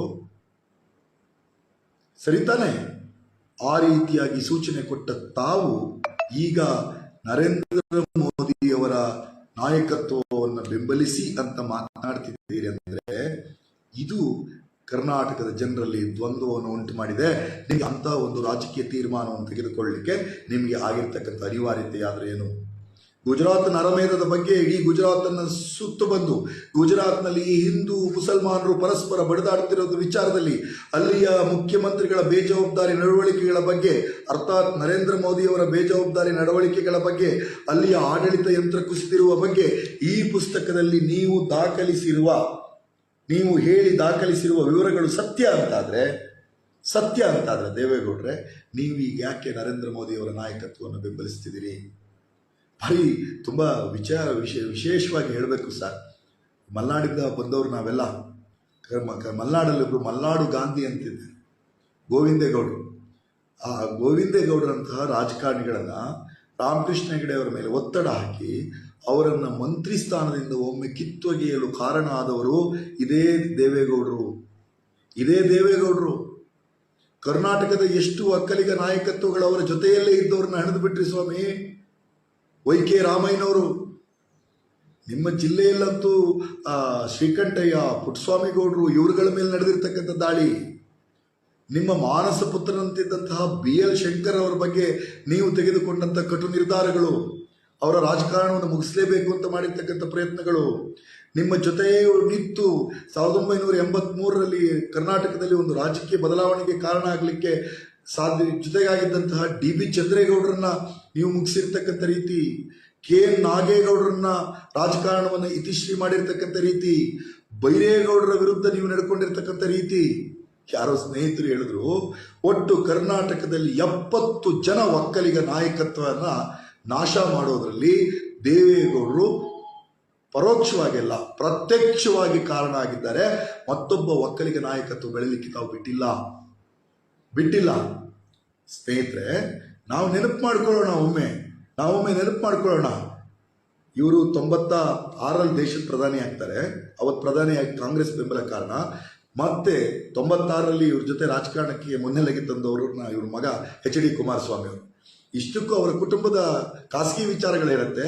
ದೇವೇಗೌಡರಿಗೆ H.D. ಕುಮಾರಸ್ವಾಮಿ ಅವ್ರ ಬಗ್ಗೆ ಒಳ್ಳೆ ಸದ್ಭಾವನೆ ಇರಲಿಲ್ವಂತೆ. ಅದು ಅವರ ಕಾಲೇಜು ದಿನಗಳ ಕುಮಾರಸ್ವಾಮಿ ಅವರ ಶೈಲಿ, ಅವರು ಬದುಕಿದ ರೀತಿ, ಅದಾದ ನಂತರ ಅವ್ರು ನಡ್ಕೊಂಡಿರ್ತಕ್ಕಂಥ ಬದುಕು, ಇದೆಲ್ಲದ್ರ ಬಗ್ಗೆ ಅವರಿಗೆ ತಕರಾರಿತ್ತಂತೆ. ದೇವೇಗೌಡರು ಒಂದ್ಸತಿ ಯಾರೋ ಜ್ಯೋತಿಷಿಗಳ ಹತ್ರ ಹೋದ್ರಂತೆ. H.D. ರೇವಣ್ಣ ಅವರ ಜಾತಕವನ್ನು ತೋರಿಸಿದ್ರಂತೆ, ಅವ್ರ ಹೆಣ್ಮಕ್ಳ ಜಾತಕವನ್ನು ತೋರಿಸಿದ್ರಂತೆ, ಮತ್ತೊಬ್ಬ ಮಗ ಬಾಲಕೃಷ್ಣ ಅವ್ರ ಜಾತಕವನ್ನು ಇದಾರಲ್ಲ ಅವ್ರದ್ದೆಲ್ಲ ತೋರಿಸಿದ್ರಂತೆ. ತೋರಿಸಿ ಕಡೆಯದಾಗಿ ಆ ಜ್ಯೋತಿಷಿಗೆ ಕುಮಾರಸ್ವಾಮಿ ಅವ್ರ ಜಾತಕ ಕೊಟ್ಟರಂತೆ. ಕುಮಾರಸ್ವಾಮಿಯವರ ಜಾತಕವನ್ನು ನೋಡಿದ ಕೂಡಲೇ ಆ ಜ್ಯೋತಿಷಿಗಳು ಒಮ್ಮೆ ಹೌಹಾರಿದಾಗ ದೇವೇಗೌಡರು ಹೇಳಿದ್ರಂತೆ, ಹೌದು ಸ್ವಾಮಿ, ಇವನು ನನ್ನ ಕುಟುಂಬಕ್ಕೆ ಒಳ್ಳೆಯ ಹೆಸರು ತರ್ತಾ ಇಲ್ಲ, ಇವನು ತುಂಬ ಪೋಲಿ ಬಿದ್ದುಬಿಟ್ಟಿದ್ದಾನೆ ಅಂತ ಹೇಳಿದಾಗ ಆ ಜ್ಯೋತಿಷಿ ಹೇಳಿದ್ರಂತೆ, ಇಲ್ಲ, ಇದು ಭಾರಿ ಪ್ರಭಾವಿಯಾದ ಜಾತಕ. ದೇವೇಗೌಡರಿಗೆ ಖುಷಿ ಆಗ್ಬಿಡುತ್ತೆ. ಎಂಥ ಪ್ರಭಾವಿಯಾದ ಜಾತಕ ಅಂತ ಕೇಳ್ತಾರಂತೆ. ಕೇಳಿದ ಕೂಡಲೇ ಆ ಜ್ಯೋತಿಷಿಗಳು ಹೇಳಿದ್ರಂತೆ, ನೋಡಿ, ಈ ವ್ಯಕ್ತಿ ಇದ್ದಾರಲ್ಲ ಕುಮಾರಸ್ವಾಮಿಯ ಜಾತಕ ನೋಡಿ, ಈತ ಒಂದು ವೇಳೆ ಏನಾದ್ರು ತಿರುಪತಿ ತಿಮ್ಮಪ್ಪನವರನ್ನ ದರ್ಶನ ಮಾಡಲಿಕ್ಕೆ ತಿರುಪತಿ ಬೆಟ್ಟಕ್ಕೆ ಹೋಗಿ ಅಲ್ಲೇನಾದರೂ ತಿರುಪತಿ ತಿಮ್ಮಪ್ಪ ಒಂದು ಕ್ಷಣ ಆಚೆ ಈಚೆ ಬದಲಾವಣೆ ಆದರೆ ಇವನೇ ಹೋಗಿ ತಿರುಪತಿ ತಿಮ್ಮಪ್ಪನ ಕಿರೀಟವನ್ನು ಹಾಕ್ಕೊಂಡು ತಾನೇ ತಿಮ್ಮಪ್ಪ ಅಂತ ನಿಂತ್ಕೊಂಡ್ಬಿಡ್ತಾನೆ, ಅಂತ ಚಾಲಾಕಿ ಅಂತ ಅಂದಂತೆ. ಅದು ಹೇಳಿದ ಕೂಡಲೇ ದೇವೇಗೌಡರಿಗೆ ಕುಮಾರಸ್ವಾಮಿಯನ್ನು ರಾಜಕಾರಣದಲ್ಲಿ ತರಬೇಕು ಅಂತ ಅನಿಸಿ ಆಗ ಕನಕಪುರದ ಲೋಕಸಭಾದ ಅಭ್ಯರ್ಥಿಯನ್ನು ಮಾಡಿದರು ಅಂತ ಹೇಳಿ ದೇವೇಗೌಡರನ್ನ ಬಲ್ಲಂತಹ ಅವರ ಖಾಸಗಿ ವ್ಯಕ್ತಿಗಳು ಹೇಳಿರ್ತಕ್ಕಂಥ ವಿಚಾರ ಇರಲಿ. ಅದು ದೇವೇಗೌಡರ ನಂಬಿಕೆ. ಕುಮಾರಸ್ವಾಮಿಯವರು ಲೋಕಸಭೆ ಸದಸ್ಯರಾಗ್ತಾರೆ 96ರಲ್ಲಿ. ಆಮೇಲೆ ಕುಮಾರಸ್ವಾಮಿಯವರು ಒಂಥರ ರಾಜಕಾರಣದ ಮುನ್ನೆಲೆಗೂ ಬರ್ತಾರೆ. ನೋಡಿ, 96ರಲ್ಲಿ ದೇವೇಗೌಡರು ಕಾಂಗ್ರೆಸ್ ಬೆಂಬಲದಿಂದ ಪ್ರಧಾನಮಂತ್ರಿ ಆಗ್ತಾರೆ. ಅದಾದ 10 ವರ್ಷಗಳ ನಂತರ, ಅಂದರೆ 2004ರ ವಿಧಾನಸಭೆ ಚುನಾವಣೆಯಲ್ಲಿ BJPಗೂ ಬಹುಮತ ಬರೋದಿಲ್ಲ, ಕಾಂಗ್ರೆಸ್ಸಿಗೂ ಇಲ್ಲ, ಜನತಾದಳಕ್ಕೂ ಇಲ್ಲ. ಆಗ ದೇವೇಗೌಡರು ತನ್ನ ಸೆಕ್ಯುಲರ್ ರಾಜಕಾರಣದ ವಿಚಾರವನ್ನು ಮುನ್ನೆಲೆಗಿಟ್ಟು ದೇವೇಗೌಡರೇ ಕಾಂಗ್ರೆಸ್ಸಿನ ಮೇಲೆ ಒತ್ತಡವನ್ನು ತಂದು ಕಾಂಗ್ರೆಸ್ಸಿನ ಮುಖ್ಯಮಂತ್ರಿ ಅಭ್ಯರ್ಥಿ ಇಂಥವರೇ ಆಗಬೇಕು ಅಂತ ದೇವೇಗೌಡರು ಸೂಚನೆಯನ್ನು ಕೊಟ್ಟು ಧರಮ್ ಸಿಂಗ್ ಅವರನ್ನ ಕರ್ನಾಟಕದ ಮುಖ್ಯಮಂತ್ರಿ ಆಗ್ತಾರೆ. ಧರಮ್ ಸಿಂಗ್ ಅವರ ನೇತೃತ್ವದ ಕಾಂಗ್ರೆಸ್ ಸರ್ಕಾರಕ್ಕೆ ಜನತಾದಳ ಬೆಂಬಲವನ್ನು ಕೊಡುತ್ತೆ. ದೇವೇಗೌಡರು ಬೆಂಬಲ ಕೊಟ್ಟಿದ್ರು. 1 ವರ್ಷಗಳ ನಂತರ ಕುಮಾರಸ್ವಾಮಿ ಅವರು ಭಾರಿ ದೊಡ್ಡದಾದಂಥ ಒಂದು ಕ್ರಾಂತಿಯನ್ನು ಉಂಟು ಮಾಡ್ತಾರೆ. ಜನತಾದಳದ ಶಾಸಕಗಳನ್ನು ಕರ್ಕೊಂಡು, ವಿಶೇಷವಾಗಿ ಆಗ ಇವರ ಜೊತೆಗೆ ನಿಂತವರು ಮಂಡ್ಯದ ಚಲುವರಾಯಸ್ವಾಮಿಯವರು, ಮಾಗಡಿಯ ಬಾಲಕೃಷ್ಣ ಅವರು ಮತ್ತು ಜಮೀರ್ ಅಹಮದ್ ಅವರು. ಈ 3 ಜನ ಅವರ ಜೊತೆ ನಿಂತು, ಕುಮಾರಸ್ವಾಮಿ ಅವರ ಜೊತೆ ನಿಂತು ದೇವೇಗೌಡರಿಗೆ ದ್ರೋಹ ಮಾಡಿದರು ಅಂತ ಸ್ವತಃ ದೇವೇಗೌಡರೇ ಹೇಳಿದರು. ಒಂದು ಬಂಡಾಯವನ್ನು ಎದ್ದಿದ ಕುಮಾರಸ್ವಾಮಿ ಮತ್ತೆ ಕರ್ನಾಟಕದಲ್ಲಿ BJPಯವರ ಬೆಂಬಲದೊಂದಿಗೆ ಕರ್ನಾಟಕದ ಮುಖ್ಯಮಂತ್ರಿ ಆಗ್ತಾರೆ. ಆಗ ಕುಮಾರಸ್ವಾಮಿ ಅವ್ರನ್ನ ಪತ್ರಕರ್ತರು ಕೇಳ್ತಾರೆ, ಕುಮಾರಸ್ವಾಮಿ ಅವರೇ ಇದೇನ್ರಿ ಜಾತ್ಯತೀತ ಅಂದರೆ, ಜಾತ್ಯತೀತ ಅಂತ ಎಲ್ಲಿ ಹುಡುಕ್ತಾ ಇದ್ದೀನಿ, ಜಾತ್ಯತೀತ ಪದದ ಅರ್ಥ ಏನು ಅಂತ ಹೇಳ್ತಾರೆ. ಸ್ವತಃ ಕುಮಾರಸ್ವಾಮಿ ಅವರಿಗೆ ಅವ್ರ ಪಕ್ಷಕ್ಕಿದ್ದಂಥ ಹೆಸರಿನ ಬಗ್ಗೆನೇ ಒಂದು ಶ್ರದ್ಧೆ ಇರಲಿ ಅದು ಕುಮಾರಸ್ವಾಮಿ ಅವರು. ಆಗ ಇವರು ಮುಖ್ಯಮಂತ್ರಿ ಎಲ್ಲ ಆಗ್ತಾರೆ, ಅಧಿಕಾರವನ್ನು ಅನುಭವಿಸ್ತಾರೆ. ಮತ್ತೆ BJPಯವರಿಗೂ ಇವರಿಗೂ ಜಗಳ ಬಿದ್ದು BJPಯವರಿಗೆ ಅಧಿಕಾರ ಹಸ್ತಾಂತರ ಮಾಡುವಲ್ಲಿ ಯಡಿಯೂರಪ್ಪನವರಿಗೆ ಮತ್ತೆ ಈ ಮುಖ್ಯಮಂತ್ರಿಗಳೇ ಆಗಲು ಬೆಂಬಲಿಸುವ ಸಂದರ್ಭದಲ್ಲಿ ಕುಮಾರಸ್ವಾಮಿಯವರು ಯೂಟರ್ನ್ ಹೊಡಿತಾರೆ. ಮುಖ್ಯಮಂತ್ರಿ ಒಂದ್ಸತಿ ಯೂಟರ್ನ್ ಹೊಡಿತಾರೆ, ಮತ್ತೆ ಬೆಂಬಲ ಕೊಡ್ತೀವಿ ಅಂತೇಳಿ ಯಡಿಯೂರಪ್ಪನವರು ಮುಖ್ಯಮಂತ್ರಿ ಆಗ್ತಾರೆ. ಯಡಿಯೂರಪ್ಪನವರು ಮುಖ್ಯಮಂತ್ರಿ ಆದಮೇಲೆ ಮತ್ತೆ ಅವರಿಗೆ ಬೆಂಬಲವನ್ನು ವಾಪಸ್ ಪಡೆದದ್ದು ಎಲ್ಲ ಇತಿಹಾಸ. ಯಡಿಯೂರಪ್ಪನವರಿಗೆ ಆಗ ಕೊಟ್ಟ ಮಾತಿಗೆ ತಪ್ಪಿದ ಕುಟುಂಬ ದೇವೇಗೌಡರ ಕುಟುಂಬ. ಕುಮಾರಸ್ವಾಮಿ ಅನ್ನುವಂಥ ಭಾರಿ ದೊಡ್ಡ ಚರ್ಚೆಯ ಜೊತೆಗೆ ವಿಧಾನಸಭೆ ಚುನಾವಣೆ ನಡೆದು ಮತ್ತೆ ದೇವೇಗೌಡರು ಯಡಿಯೂರಪ್ಪನವರು ಈ ರಾಜ್ಯದ ಒಂದು ಮುಖ್ಯಮಂತ್ರಿ ಆಗ್ತಕ್ಕಂಥ ಸಂದರ್ಭ ಬಂದದ್ದು 2008ರಲ್ಲಿ. ಅದೆಲ್ಲವೂ ರಾಜಕೀಯ ಚರಿತ್ರೆಯಲ್ಲಿ ಈಗ ಅವಶ್ಯಕತೆ ಇಲ್ಲ, ನಾನು ಅದರಿಂದ ಮುಂದಕ್ಕೆ ಬರ್ತೀನಿ. ಸ್ನೇಹಿತರೆ, ನಾನು ನಿಮ್ಮಲ್ಲಿ ಹೇಳೋದು, ಅದಾದ್ಮೇಲೆ ತೀರ ಇತ್ತೀಚೆಗೆ ಸಿದ್ದರಾಮಯ್ಯನವರು ಮುಖ್ಯಮಂತ್ರಿ ಆಗ್ತಾರೆ. ಸಿದ್ದರಾಮಯ್ಯನವರು ಮುಖ್ಯಮಂತ್ರಿ ಆದ 5 ವರ್ಷಗಳವರೆಗೆ ಸಿದ್ದರಾಮಯ್ಯನವ್ರನ್ನ ಇನ್ನಿಲ್ಲದಂತೆ ಕಾಡಿದಂಥ ಒಬ್ಬ ಕರ್ನಾಟಕದ ರಾಜಕಾರಣಿ ಇದ್ದರೆ ಅದು ಯಡಿಯೂರಪ್ಪನವರು, ಅದು ನಮ್ಮ ದೇವೇಗೌಡರು. ಅದಕ್ಕಿಂತ ದೇವೇಗೌಡರು ಯಡಿಯೂರಪ್ಪನವ್ರ ಬಗ್ಗೆ ಮಾತಾಡಿಸಿ ಅಂತಕ್ಕಂಥ ಶಬ್ದ ನನ್ನ ಶಬ್ದ ಅಲ್ಲ, ಅದು ನೈಸ್ ಹೋರಾಟದ ಸಂದರ್ಭ. ಈಗಲೂ ಸಹಿತ ಯೂಟ್ಯೂಬ್ನಲ್ಲಿ ಸಾಮಾಜಿಕ ಜಾಲತಾಣದಲ್ಲಿ ಆ ವಿಡಿಯೋ ಲಭ್ಯ ಇದೆ. ಈ ದೇಶದ ಪ್ರಧಾನಮಂತ್ರಿಯಾಗಿದ್ದಂತಹ ಮಾಜಿ ಪ್ರಧಾನಿಯಾದಂಥ ದೇವೇಗೌಡರು ನೈಸ್ ಹೋರಾಟಕ್ಕೆ ಇಳಿತಾರೆ. ನೈಸಿನ ಅಶೋಕ್ ಕೇಣಿಯ ಜೊತೆಗೆ ಭಿನ್ನಾಭಿಪ್ರಾಯ ಯಾಕೆ ಬಳಸ್ಕೊಂಡ್ರು ಗೊತ್ತಿಲ್ಲ. ಅಶೋಕ್ ಕೇಣಿಯವರ ಜೊತೆಗೆ ಯಡಿಯೂರಪ್ಪನವರಿಗೆ ಸಂಬಂಧ ವಿಶ್ವಾಸ ಚೆನ್ನಾಗಿದೆ ಅನ್ನೋ ಕಾರಣಕ್ಕಾಗಿ ರಸ್ತೆಯ ಮೇಲೆ ಪ್ರತಿಭಟನೆಗೆ ನಿಂತಹ ದೇವೇಗೌಡರು ಆಗ ಮುಖ್ಯಮಂತ್ರಿಯಾಗಿದ್ದಂಥ ಯಡಿಯೂರಪ್ಪನವರಿಗೆ ಬೋ ಮಗ ಎನ್ನುವ ರೀತಿಯ ಶಬ್ದವನ್ನು ಸಾರ್ವಜನಿಕವಾಗಿ ಹೇಳ್ತಾರೆ. ಬೋ ಮಗ ಎನ್ನುವ ಶಬ್ದವನ್ನು ಯಡಿಯೂರಪ್ಪನವರಿಗೆ ಸಾರ್ವಜನಿಕವಾಗಿ ಹೇಳ್ತಾರೆ. ಅಡ್ವೊಕೇಟ್ ಜನರಲ್ ಆಗಿದ್ರು ಆಗ ಹಾಸನದ ಜಿಲ್ಲೆಯವರವರು. ಆ ಅಡ್ವೊಕೇಟ್ ಜನರಲ್ಗೆ ಬೋ ಮಗ ಎನ್ನುವ ಶಬ್ದವನ್ನು ಬಳಸ್ತಾರೆ ಸಾರ್ವಜನಿಕವಾಗಿ. ದೇವೇಗೌಡರು ಆ ಬಗ್ಗೆ ಎಲ್ಲೂ ಕ್ಷಮೆ ಕೇಳಲಿಲ್ಲ. ಅದು ಯಾಕೋ ಗೊತ್ತಿಲ್ಲ, ಕರ್ನಾಟಕದ ಮಾಧ್ಯಮಗಳು ದೇವೇಗೌಡರು ಸಾರ್ವಜನಿಕವಾಗಿ ಬಳಸಿರ್ತಕ್ಕಂಥ ಅಸಂಸದೀಯ ಶಬ್ದದ ಬಗ್ಗೆ ಚರ್ಚೆಯನ್ನು ಮಾಡೋ ಪ್ರಯತ್ನವನ್ನು ಮಾಡಲಿಲ್ಲ. ಆದರೆ ಈಗಲೂ ಹೇಳೋಣ, ಕರ್ನಾಟಕದ ಒಕ್ಕಲಿಗ ಸಂಸ್ಕೃತಿ ವಿರೋಧವಾಗಿರ್ತಕ್ಕಂಥ ಶಬ್ದವನ್ನ ದೇವೇಗೌಡರು ಯಡಿಯೂರಪ್ಪನವರ ಮೇಲೆ ಬಳಸಿದ್ರು. ರೈತ ಸಂಕುಲಕ್ಕೆ ವಿರೋಧವಾಗಿರ್ತಕ್ಕಂಥ ಮಾತುಗಳು ಬಳಸಿದ್ರು. ಈ ರೀತಿ ಎಲ್ಲ ಬಳಸಿರ್ತಕ್ಕಂಥ ದೇವೇಗೌಡರು ಮತ್ತೆ ಸಿದ್ದರಾಮಯ್ಯವರ ಕಾಲ ಮತ್ತು ಅವರು ಮುಖ್ಯಮಂತ್ರಿ ಆದಮೇಲೆ ಮತ್ತೆ ಈ ಚುನಾವಣೆ ನಡೆಯುತ್ತೆ. ಚುನಾವಣೆ ನಡೆದಾಗ ಕಾಂಗ್ರೆಸ್ಗೆ ಹೆಚ್ಚು ಸ್ಥಾನ ಬಂದರೂ ಬಹುಮತ ಬರೋದಿಲ್ಲ. ಆಗ ಕಾಂಗ್ರೆಸ್ನವರು ಜಾತ್ಯತೀತ ರಾಜಕಾರಣದ ವಿಚಾರವನ್ನಿಟ್ಟು ಆಗ ಕಾಂಗ್ರೆಸ್ನ ನಾಯಕರಾದಂಥ ಗುಲಾಂ ನಬಿ ಆಜಾದ್ ಅವರು ಬಂದು ಸಂಧಾನದ ಕಾರಣಕ್ಕಾಗಿ ಸ್ವತಃ DK ಶಿವಕುಮಾರ್ ಅವರು ಮತ್ತು ಸಿದ್ದರಾಮಯ್ಯನವರು ಒಪ್ಪಿ ಕುಮಾರಸ್ವಾಮಿ ಅವರನ್ನು ಮುಖ್ಯಮಂತ್ರಿ ಮಾಡ್ತಾರೆ. ಸ್ನೇಹಿತರೆ, ಒಂದು ವಿಚಾರವನ್ನು ಈ ಸಂದರ್ಭದಲ್ಲಿ ನೆನಪು ಮಾಡಬೇಕು. ಧರ್ಮಸಿಂಗ್ ಅವರು ಮುಖ್ಯಮಂತ್ರಿ ಆದ ಸಂದರ್ಭದಲ್ಲಿ ಈ ರಾಜ್ಯದ ಮಂತ್ರಿ ಆಗುವ ಎಲ್ಲ ಅರ್ಹತೆ ಇದ್ದಂಥ ಒಕ್ಕಲಿಗ ಜನಾಂಗದ ನಾಯಕರಾದಂಥ ಶ್ರೀ DK ಶಿವಕುಮಾರ್ ಅವರನ್ನ ಮಂತ್ರಿ ಮಾಡದಂತೆ ಒತ್ತಡ ಹಾಕಿದವರು ಇದೇ ದೇವೇಗೌಡರು ಮತ್ತು ಕುಮಾರಸ್ವಾಮಿ. ಅಂದರೆ ಒಕ್ಕಲಿಗ ನಾಯಕತ್ವ ಪರ್ಯಾಯವಾಗಿ ಬೆಳೆಯಬಾರದು ಅನ್ನೋ ಉದ್ದೇಶಕ್ಕೆ ಮಂತ್ರಿ ಮಾಡಲಿಕ್ಕೆ ಬಿಟ್ಟಿಲ್ಲ. ಆದರೂ ಸಹಿತ ಪಕ್ಷನಿಷ್ಠನಾಗಿ ಉಳ್ಕೊಂಡಿದ್ರು DK ಶಿವಕುಮಾರ್.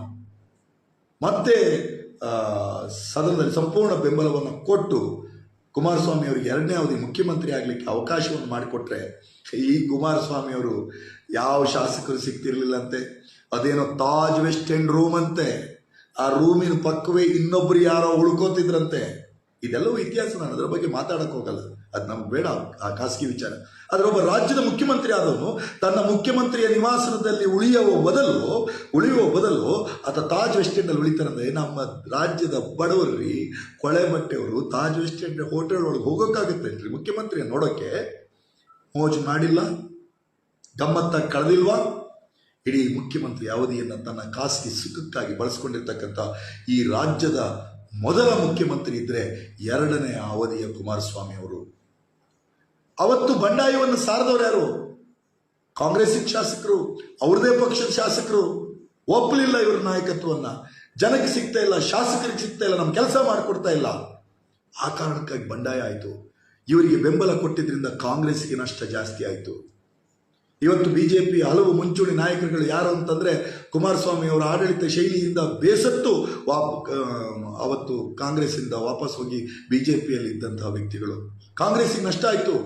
ಅವತ್ತು DK ಶಿವಕುಮಾರ್ ಅವರು ಬಾಂಬೆ ಬಾಯ್ಸ್ ಏನು ಇಲ್ಲಿಂದ ಬಂಡಾಯ ಎದ್ದು ಹೋಗಿ ಬಾಂಬೆಯಲ್ಲಿ ಉಳ್ಕೊಂಡಿದ್ರು, ಅವತ್ತು DK ಶಿವಕುಮಾರ್ ಅವರು ಮುಂಬೈಯ ಹೋಟೆಲ್ನ ಬೀದಿಯ ಮೇಲೆ ಕುಳಿತು ಪ್ರತಿಭಟನೆಯನ್ನು ಮಾಡಿದರು, ಹೋರಾಟವನ್ನು ಮಾಡಿದರು.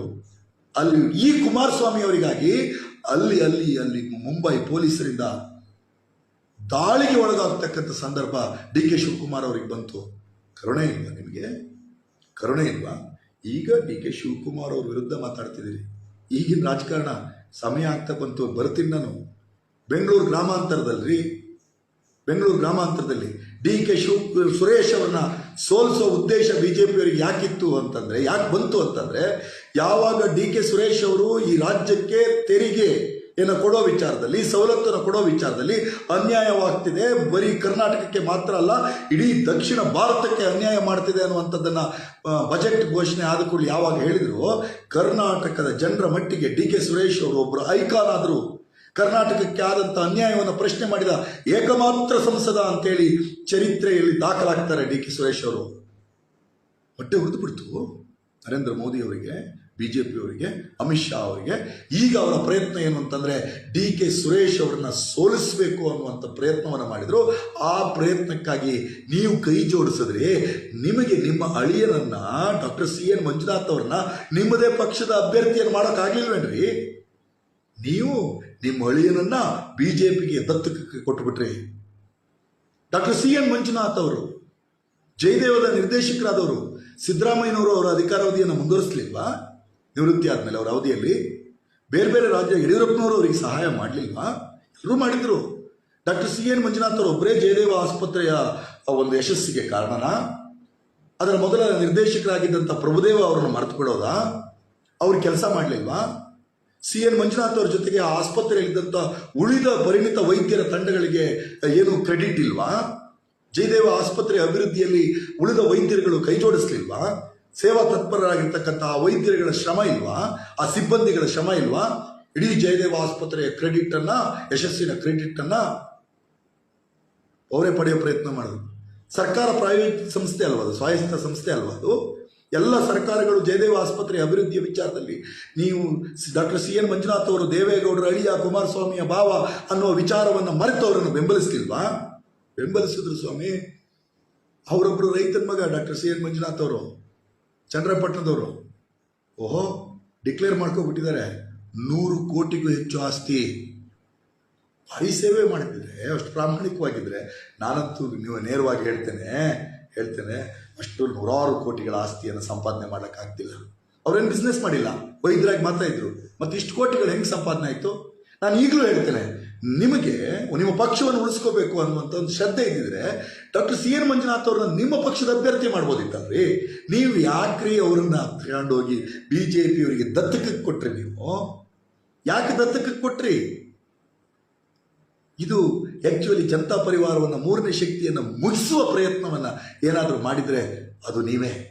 ಯಾವುದೋ ಒಂದು ಹಾವಿದೆಯಂತೆ, ಅದು ತನ್ನ ಬಾಲವನ್ನು ತಾನೇ ತಿಂದ್ಕೋತಾ ಬಂದು ನಾಶವಾಗಿ ಹೋಗುತ್ತಂತೆ ಒಂದು ಹಾವು. ಆ ರೀತಿಯಾಗಿ ವರ್ತಿಸಿದ್ರಲ್ಲ ನೀವು. ನೆನಪಿಟ್ಕೊಳ್ಳಿ, ಕಳೆದ ಲೋಕಸಭೆ ಚುನಾವಣೆಯಲ್ಲಿ ತುಮಕೂರಿನಲ್ಲಿ ನಮ್ಮ ಕಾಂಗ್ರೆಸ್ ಪಾರ್ಟಿಯ ಸಿಟ್ಟಿಂಗ್ MP ಶ್ರೀ ಮುದ್ದು ಹನುಮೇಗೌಡರು ಅವರನ್ನು ತಪ್ಪಿಸಿ ನೀವು ಅಭ್ಯರ್ಥಿಯಾದ್ರಿ. ಎಲ್ಲ ಸ್ನೇಹಿತರು ಹೇಳಿದ್ರು, ಮುದ್ದು ಹನುಮೇಗೌಡರಂತ ಇನ್ನೊಬ್ಬ ಒಕ್ಕಲಿಗ ನಾಯಕತ್ವ ತುಮಕೂರು ಭಾಗದಲ್ಲಿ ಬೆಳಿಬಾರದು ಅನ್ನೋ ಕಾರಣಕ್ಕಾಗಿ ನೀವು ಅಲ್ಲಿಗೆ ಹೋದ್ರಂತೆ. ಅಲ್ಲಿಗೆ ಹೋದಂತೆ. ಮುಖ್ಯಮಂತ್ರಿ ಆಗಿದ್ರಿ ಕುಮಾರಸ್ವಾಮಿ, ಅವ್ರ ಮಗ ನಿಖಿಲ್ ಕುಮಾರಸ್ವಾಮಿ ಹೀನಾಯವಾಗಿ ಸೋತರು. ಆ ಸಂದರ್ಭದಲ್ಲಿ ನಿಮ್ಮ ಪುತ್ರರಾದಂಥ ರೇವಣ್ಣ ಅವರು ಸುಮಲತಾ ಅವರಿಗೆ ಆಡಿದ ಮಾತೇನು? ಗಂಡ ಸತ್ತ ಮುಂಡೆ ಅನ್ನುವಂಥ ಶಬ್ದವನ್ನು ಬಳಸಿದ್ರು. ಮಂಡ್ಯದ ಜನ ಪಾಠ ಕಲಿಸ್ತಿಲ್ಲ ನಿಮಗೆ? ಅದು ಆ ಮಾತನ್ನು ಈಗಲೂ ಮರ್ತಿದ್ದಾರಾ? ಅರೆ, ನೆರೆ ಬಂತ್ರಿ ಹಾಸನದಲ್ಲಿ ಉಸ್ತುವಾರಿ ಸಚಿವರಾಗಿದ್ದಂಥ ರೇವಣ್ಣ ಅವರು ನೆರೆ ಪರಿಹಾರವನ್ನು ವಿತರಣೆ ಮಾಡತಕ್ಕಂಥ ಜವಾಬ್ದಾರಿ ಇದ್ದವರು ಅಲ್ಲಿ ಸಾಂತ್ವನ ಕೇಂದ್ರದಲ್ಲಿದ್ದಂತಹ ನೆಲವಾಸಿಗಳಿಗೆ ಬಿಸ್ಕತ್ಗಳನ್ನು ಬೀದಿ ನಾಯಿಗಳಿಗೆ ಎಸ್ತಂತೆ ಎಸ್ತರು. ಇಡೀ ಕರ್ನಾಟಕದ ಜನಮಾನಸ ರೇವಣ್ಣನವರ ದುರಹಂಕಾರದ ವಿಚಾರದಲ್ಲಿ ಮಾತಾಡಿದ ಕೂಡಲೇ ರೇವಣ್ಣವ್ರ ಕ್ಷಮೆ ಕೇಳಿದ್ರಿ? ಕ್ಷಮೆ ಕೇಳಿದ್ರ? ಮರ್ತಿದ್ದಾರೇನು ಜನ? ಸ್ನೇಹಿತರೆ, ಇವತ್ತು ಮಂಡ್ಯದಲ್ಲಿ ಹೋಗಿ ಚುನಾವಣೆ, ಮಂಡ್ಯದಲ್ಲಿ ಕುಮಾರಸ್ವಾಮಿ ಅವರು ಹೋಗಿದ್ದಾರೆ. ಅಯ್ಯೋ, ರಾಮನಗರ ನನ್ನ ಹೃದಯದಲ್ಲಿ ಜಾಗ ಕೊಟ್ಟಿದ್ದೀನಿ ಅಂತ ಹೇಳಿದವರು ಯಾಕೆ ಸ್ವಾಮಿ ಬೆಂಗಳೂರು ಗ್ರಾಮಾಂತರ ಬಿಟ್ಟು ಮಂಡ್ಯಕ್ಕೆ ಹೋದ್ರಿ? ಬೆಂಗಳೂರು ಗ್ರಾಮಾಂತರದಲ್ಲಿ ನಿಮ್ಮ ಭಾವ ಸಿ ಎನ್ ಮಂಜುನಾಥ್ ಅವ್ರನ್ನ ಬಿಜೆಪಿ ಅಭ್ಯರ್ಥಿ ಮಾಡೋ ಬದಲು ಕುಮಾರಸ್ವಾಮಿ ಅವರೇ ನಿಲ್ಬೋದಿತ್ತಲ್ಲ ಅಲ್ಲಿ. ಕುಮಾರಸ್ವಾಮಿ ಅವರು ನಿಲ್ಬೋದಿತ್ತಲ್ಲ. ನೀವು ಮಂಡ್ಯಕ್ಕೆ ಹೋಗಿದ್ದೀರಿ. ಮಂಡ್ಯದಲ್ಲಿ ಭಾರಿ ದೊಡ್ಡದಾದಂಥ ಚುನಾವಣೆ ನಡೀತಾ ಇದೆ. ಜನಮಾನಸ ಕಾಂಗ್ರೆಸ್ಸಿನ ಪರವಾಗಿದೆ. ಮಂಡ್ಯದಲ್ಲಿರ್ತಕ್ಕಂಥ ಒಕ್ಕಲಿಗ ನಾಯಕತ್ವಗಳನ್ನು ಮುಗಿಸುವ ಪ್ರಯತ್ನಗಳನ್ನು ನೀವು ಮಾಡಿದ್ರ ಬಗ್ಗೆ ಅಲ್ಲಿಯ ಒಕ್ಕಲಿಗ ಸಮುದಾಯ ಎಚ್ಚೆತ್ತುಕೊಂಡಿದೆ, ಎಚ್ಚರವಾಗಿದ್ದಾರೆ. ಅರೆ, ಕುವೆಂಪು ಅವರಿಗೆ ಅವಮಾನ ಮಾಡಿರ್ತಕ್ಕಂಥ ಬಿಜೆಪಿಯವರ ಜೊತೆಗೆ ನಿಮ್ಮ ಸಖ್ಯವನ್ನು ಮಂಡ್ಯದ ಜನ ಒಪ್ಪೋದಿಲ್ಲ. ಅರೆ, ಹಾಸನಕ್ಕೆ ಬಂದರೆ ಒಂದು 6 ತಿಂಗಳ ಹಿಂದೆ ಒಂದು ವಿಡಿಯೋ ಬಂದಿತ್ತು, ಹರಿದಾಡಿತ್ತು. ದೇವೇಗೌಡರ ಸೊಸೆ ಭವಾನಿ ರೇವಣ್ಣನವರು ಅವ್ರದ್ದು ಯಾವುದೋ 1 ಕೋಟಿ ರೂಪಾಯಿ ಬೆಲೆ ಕಾರಂತೆ, ಎಲ್ಲ ಬೇನಾಮಿ ಕಾರ್, ಇವ್ರದ್ದು ಬೇರೆಯವ್ರ ಹೆಸರಲ್ಲಿದೆ. ಕಾರಿಗೊಬ್ಬ ಬೈಕ್ ಸವಾರ ಬಂದು ಆಕಸ್ಮಿಕವಾಗಿ ತಾಗ್ತಾನೆ. ಅವನಿಗೆ ಅಯ್ಯೋ ಪೆಟ್ಟಾಯ್ತೇನೋ, ಬಿದ್ದಿಯೇನೋ, ಏನಾಯ್ತು ಅಂತ ಒಂದು ತಾಯಿ ಮನೋಭಾವನೆಯಿಂದ ಕೇಳಬೇಕಾದಂತಹ ಒಬ್ಬ ಭವಾನಿ ರೇವಣ್ಣ ಅವರು ಆತನ ಮೇಲೆ ಹಲ್ಲೆಗೆ ಮುಂದಾಗ್ತಾರೆ. ಅಯ್ಯೋ, ಸಾಯಕ್ಕೆ ನಂದಿ ಕಾಸ್ಟ್ಲಿ ಕಾರ್ ಬೇಕಾ ಕೇಳ್ತಾರೆ. ಭವಾನಿ ಅಕ್ಕ, ಕಾರ್ ಕಾಸ್ಟ್ಲಿ ಅಲ್ಲ ರೀ, ಆ ಸವಾರನ ಬದುಕು ಕಾಸ್ಟ್ಲಿ ಆದದ್ದು. ಆ ಬದುಕಿಗೆ ಗೌರವ ಕೊಡಬೇಕು. ಬೇರೆ ಕಾರಿಗೆ ಬಿದ್ದು ಸಾಯೋ ಅಂತ ಅವತ್ತು ಹೇಳಿದ್ರಲ್ರಿ. ಅರೆ, ನಿಮ್ಮ ಕಾರ್ ಮುಖ್ಯನೋ, ಅವನ ಜೀವ ಮುಖ್ಯನೋ? ನಿಮ್ಮ ಹಾಸನ ಜಿಲ್ಲೆಯವರಲ್ವೇನ್ರಿ ಅವನನ್ನು ಅವಮಾನ ಮಾಡಿದ ಮಾತ್ರ ಅಲ್ಲ, ನೀವು ಹಾಸನದ ಎಲ್ಲ ಯುವ ಬಾಂಧವರಿಗೆ, ರೈತರಿಗೆ, ಬಡವರಿಗೆ ಅವಮಾನ ಮಾಡಿದ್ರಿ ನೀವು. ಇಲ್ಲಿ ನಿಮ್ಮ ಅಹಂಕಾರ ಎಲ್ಲ ಸಾಮಾಜಿಕ ಜಾಲತಾಣದ ವಿಡಿಯೋ ಏನು ಓಡಾಡ್ತಿದೆ, ನಿಮ್ಮ ಟೆಂಕಾರದ ಮಾತುಗಳು. ಈಗಲೂ ವಿಕಿಪೀಡಿಯಾ ನೋಡಿದ್ರೆ ಕುಮಾರಸ್ವಾಮಿ ಅವರೇ, ನಿಮ್ಮ ಬಗ್ಗೆ ನನಗೆ ಭಾರಿ ಬೇಸರ ಆಗುತ್ತೆ. ಮೊನ್ನೆ ಒಂದು ಹೇಳಿಕೆ ಕೊಟ್ರಿ, ಗ್ಯಾರಂಟಿ ಯೋಜನೆಯಿಂದ ಕರ್ನಾಟಕದ ತಾಯಿಯಂದರು ದಾರಿ ತಪ್ಪಿದ್ದಾರೆ ಅಂತ. ಏನ್ರಿ ದಾರಿ ತಪ್ಪಿದ್ದಾರೆ ಅಂತ ಅರ್ಥ?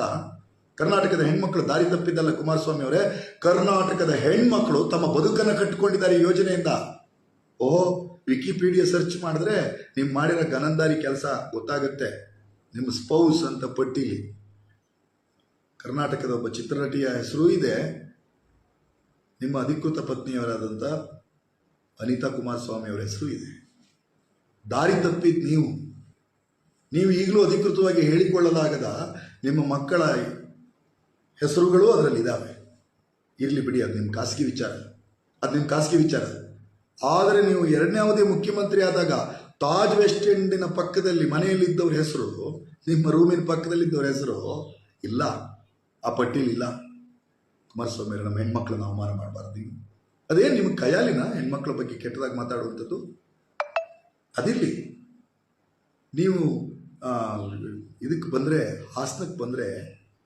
ಹಾಸನಕ್ಕೆ ಬಂದರೆ ಈ ಲೋಕಸಭಾ ಚುನಾವಣೆಯಲ್ಲಿ ಇವರ ದುರಹಂಕಾರಿ ಮನಸ್ಥಿತಿಯ ಕುಡಿಯಾಗಿ ಹೊರಹೊಮ್ಮುತ್ತಿರತಕ್ಕಂಥ ಈಗಿನ ಅಲ್ಲಿಯ ಸಂಸದ ಪ್ರಜ್ವಲ್ ರೇವಣ್ಣ ಅವರ ಹಲವಾರು ಹಳವಂಡಗಳು ಇವತ್ತು ಸಾಮಾಜಿಕ ಜಾಲತಾಣದಲ್ಲಿ ವೈರಲ್ ಆಗ್ತಾ ಇದೆ.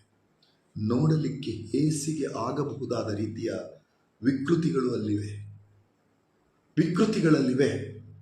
ಈಗಲೂ ನನ್ನ ಕಾಳಜಿ ಇರೋದು, ನನ್ನ ಕೈ ಮುಗಿದು ಹಾಸನದ ಹೇಳ್ತೀನಿ, ನಿಜವಾಗ್ಲೂ ಆ ವಿಡಿಯೋ ಲೀಕ್ ಆಗಕ್ಕೆ ಕಾರಣ ಯಾರು ಗೊತ್ತಾ? ಬಿಜೆಪಿಯ ನಾಯಕರು. ಯಾಕೆ ಹೇಳಿ? ಹಾಸನ ಜಿಲ್ಲೆಯ ಬಿಜೆಪಿಯ ನಾಯಕರಾದಂಥ ಶ್ರೀ ದೇವರಾಜೇಗೌಡ ಎನ್ನುವರು 6 ತಿಂಗಳ ಹಿಂದೆಯೇ ಬಿಜೆಪಿಯ ರಾಜ್ಯಾಧ್ಯಕ್ಷ ವಿಜೇಂದ್ರ ಅವರಿಗೆ ಪತ್ರ ಬರೆದಿದ್ದಾರೆ. ಇವ್ರ ಜೊತೆ ಮೈತ್ರಿ ಬೇಡ, ಮೈತ್ರಿ ಮಾಡಿದ್ರು ಇಂಥವ್ನ ಅಭ್ಯರ್ಥಿ ಮಾಡಬೇಡಿ, ಆತನ ವಿಡಿಯೋಗಳಿವೆ, ಅದು ನನ್ನ ಬಳಿಯೂ ಇದೆ, ಬೇರೆಯವರ ಬಳಿಯೂ ಇದೆ ಅಂತ ಅವ್ರು ಬರೆದಿದ್ದಾರೆ. ಅದೆಲ್ಲವೂ ಆಗಿದೆ. ಅಂದ್ರೆ ನಿಮ್ಮ ಮೈತ್ರಿಯ ಬಗ್ಗೆ, ನಿಮ್ಮ ಮೈತ್ರಿ ಪಕ್ಷಕ್ಕೆ ಸಮಾಧಾನ ಇಲ್ಲ, ದುರಹಂಕಾರಿ. ಆದರೆ ನಾನು ಈಗಲೂ ಹೇಳ್ತೇನೆ, ಸುಮಾರು 2,000ಕ್ಕೂ ಹೆಚ್ಚು ಹೆಣ್ಮಕ್ಕಳ ಜೊತೆಗೆ ಒತ್ತಾಯಪೂರ್ವಕವಾಗಿರ್ಬೋದು, ತಮ್ಮ ಅಧಿಕಾರವನ್ನು ಬಳಸಿಕೊಂಡಿರ್ಬೋದು, ಅಥವಾ ಅವರಿಗೆ ಇನ್ಯಾವುದೋ ಆಮಿಷವನ್ನು ಕೊಟ್ಟಿದ್ದಿರ್ಬೋದು, ಅವರಿಗೆ ವರ್ಗಾವಣೆ ಮಾಡ್ತೀವಿ ಅನ್ನುವಂಥದ್ದಿರ್ಬೋದು, ರಾಜಕೀಯದಲ್ಲಿ ಪ್ರಮೋಟ್ ಮಾಡ್ತೀವಿ ಅನ್ನೋಂಥ ಭರವಸೆ ಕೊಟ್ಟಿದ್ದಿರ್ಬೋದು. ನೀವು ಈ ರೀತಿಯಾಗಿ ಕೊಟ್ಟು ಆ ಹೆಣ್ಮಕ್ಕಳ ಜೊತೆ ವಿಡಿಯೋವನ್ನು ಮಾಡಿಕೊಳ್ಳುವಂಥದ್ದಿದೆಯಲ್ಲ, ಅದು ವಿಕೃತ ಮನಸ್ಥಿತಿಯ ಪರಮೋಚ್ಚ ಸ್ಥಿತಿ. ನಾನು ಈಗಲೂ ಹಾಸನ ಜನರಿಗೆ ಪಡ್ಕೋತೀನಿ, ಏನೋ ಒತ್ತಡಕ್ಕೆ ಒಳಗಾಗಿ, ಆಮಿಷಗಳಿಗೆ ಒಳಗಾಗಿ, ಬೆದರಿಕೆಗೊಳಗಾಗಿ ಆ ಹೆಣ್ಮಕ್ಕಳು ಈತನಿಂದ ದೌರ್ಜನ್ಯಕ್ಕೆ ಒಳಗಾಗಿರ್ಬೋದು. ಆಗಿದ್ರೆ ಚರ್ಚೆ ಆಗ್ತಾ ಇದೆ, ಒಳಗಾಗಿರ್ಬೋದು. ದಯವಿಟ್ಟು ಆ ಹೆಣ್ಮಕ್ಕಳ ಮುಖವನ್ನು ಸಾರ್ವಜನಿಕವಾಗಿ ತೋರಿಸೋ ರೀತಿಯಲ್ಲಿ ಆ ವಿಡಿಯೋಗಳನ್ನೆಲ್ಲೂ ಹಂಚ್ಕೋಬೇಡಿ. ಆ ಹೆಣ್ಮಕ್ಕಳ ಖಾಸಗಿ ಬದುಕು ಭಾರಿ ಪಾವಿತ್ರವಾದದ್ದು. ಆ ಹೆಣ್ಮಕ್ಕಳು ತೊಂದರೆಗೊಳಗಾಗಬಾರ್ದು. ನಾನು ನಿನ್ನೆ ಕನ್ನಡದ ಖ್ಯಾತ ಪತ್ರಕರ್ತರಾದಂಥ ದಿನೇಶ್ ಕುಮಾರ್ ಅವರ ವಿಡಿಯೋವನ್ನು ನೋಡಿದೆ. ದಿನೇಶ್ ಕುಮಾರ್ ಅವರು ತುಂಬ ಸೆನ್ಸಿಬಲ್ ಆಗಿ ಅದರಲ್ಲಿ ಹೇಳಿದ್ದಾರೆ. ಅವರು ಹಾಸನದ ಪತ್ರಕರ್ತರೇ ಹೇಳಿದ್ದಾರೆ.